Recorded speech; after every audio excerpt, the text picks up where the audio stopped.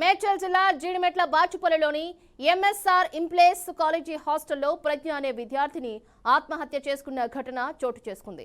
నిజామాబాద్ చిన్నతాడు గ్రామంకు చెందిన విద్యార్థినిగా గుర్తించారు. కాలేజీలో సెకండ్ ఇయర్ చదువుతున్న ప్రజ్ఞ ఎవరూ లేని సమయంలో ఫ్యాన్ కు ఉరివేసుకుని ఆత్మహత్యకు పాల్పడింది. పోలీసులు కేసు నమోదు చేసుకుని దర్యాప్తు చేపట్టారు. విద్యార్థిని ఆత్మహత్య చేసుకున్న విషయం తెలిసి వెంటనే ఉటావుటిన కాలేజ్కి వచ్చి చూసాం. కానీ ఇక్కడ చూస్తే ఈ కాలేజ్ ఎన్ఎస్ఆర్ ఇంపల్స్ కాదు. తెలియకుండా దాచిన విషయం ఏంటంటే ఇది ఇంతకు ముందు ఆవిష్కార్ కాలేజ్.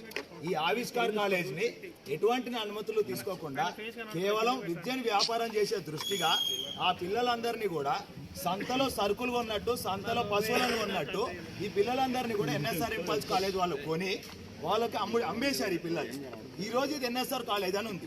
కానీ ఈ పిల్లలందరూ ఫార్వర్డ్ అయ్యే క్యాంపస్ వచ్చి బాచుపల్లి నుంచి ఫార్వర్డ్ అవుతారు. మరి ఇవన్నీ కూడా తెలిసిన డిఐఓ మేడ్చల్ జిల్లాకు సంబంధించిన కిషన్ నాయక్ గారు ఎక్కడైతే ఉన్నారో ఆయనకి ఇవన్నీ తెలుసు. దీనికి సపరేట్ ప్యాకేజ్ తీసుకున్నారు. ఈ క్యాంపస్కి సంబంధించి నువ్వు ఎన్ని పైసలు తీసుకున్నావు? ఈ రోజు చూసుకుంటే కూతవేటు దూరంలో పొట్టి శ్రీరాములు తెలుగు యూనివర్సిటీకి పొద్దున ఉదయం ఈరోజు సీఎం గారు రావాల్సింది ఉంది. ఈరోజు సడన్గా ప్రోగ్రామ్ క్యాన్సిల్ చేశారు. దేనికి అంటే ఈరోజు మార్నింగ్ ఇక్కడ 9 పాప చనిపోయింది.